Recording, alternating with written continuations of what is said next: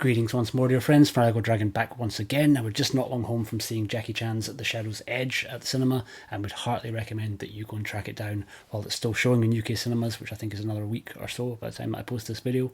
Really enjoyed the film. I think it's the most that I've enjoyed a film with Jackie Chan in it for probably the last 2 decades. Did quite enjoy The Foreigner, but it's almost 10 years ago, and I think I maybe enjoyed this a little bit more than The Foreigner.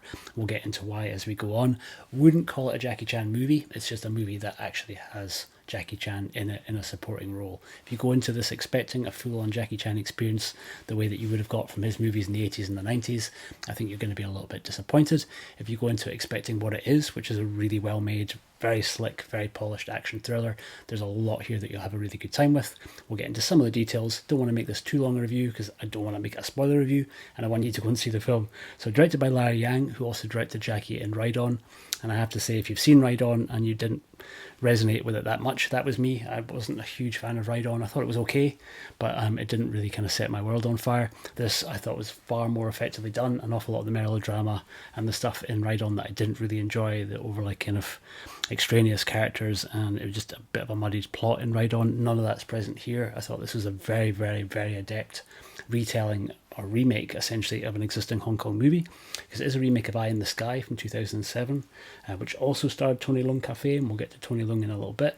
But Simon Yam at that point was playing the part that Jackie Chan will play in this one, and it's not a straight reboot by any means, or not a straight remake, shall I say. Some of the dialogue they have lifted, but the story is a little bit different, and I think for me this strikes the balance far better with not only the action but also with kind of examining the motivations of our antagonists in the film. I think Eye in the Sky spent most of its time with the protagonists, and you just saw fleeting glimpses of our kind of bad guy group. So to give you a little bit of an idea of what's actually going on, the synopsis says, when a cybercriminal gang disappears with billions, evading capture by outsmarting the police's formidable Sky Eye surveillance system, they desperately enlist the help of a legend, Wong Tak Chung, played by Jackie Chan, a retired tracking expert who mentors rookie officer He Kui Gao, played by Zhang Ji-fen from Aftershock and Upcoming, and rebuilds an entirely new surveillance unit. Their mission is to track down the elusive Wolf King, Fu Longsheng, played by Tony Leung Cafe from Election and from Cold War, the mastermind behind the heist. As the police close in, the thieves spring a trap of their own, brains clash, loyalties are tested, and the ultimate cat and mouse game is about to begin.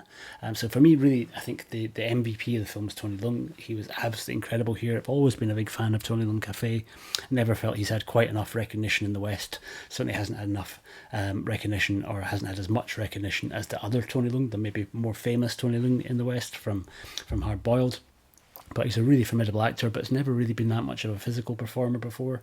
And this time round, even though he's well into his 60s, he did a great job of handling the action beats that he got. They were all realistically played. I think there's one very old boy inspired sequence that works incredibly well and felt really believable kind of watching him go through that. And I know that he trained for quite a long time in order to make that happen, and it really pays off, works really well. As far as Jackie goes, he's doing less of the action, as you would expect. Jackie's now well into his 70s, but he does still get a couple of good action beats, which are, I think, very respectable of where he is in his life, and he doesn't kind of try and shy away from the fact that he's a bit older, a bit slower, and they kind of work that into his character's narrative quite well. And most of the action focus is placed for the young upcomers, of which there is a bunch, and the guys who are playing the main bulk of the villain's squad all handle the action really well. So we have Sisha, we have Wen Junhai, who's kind of a bit of a boxing specialist, who does quite well from that point of view. We get Lin Kuai-nan, who's a Taekwondo champion. We get Li Shikun, who comes from a wuxia background with a huge amount of kind of acrobatics and spins that he seems to be able to do. And we have Zach Wang, who's another wushu practitioner, with also, I think, quite a strong interest in MMA. So the four of them work really well with each other. They all have quite distinctive different fighting styles, and the way that they kind of interact with whoever it is that they're going up against works really well. Someone from the Jackie Chan stunt team has clearly been looking to Kensuke Sonomura, because I saw an awful lot of influence from the Baby Assassins movies, from Hydra, and some of the choreography, and it's all the better for it. Really nice seeing in the opening heist sequence how much they'd kind of lent on that, which is really fresh to see in a Hong Kong movie. It was really nice.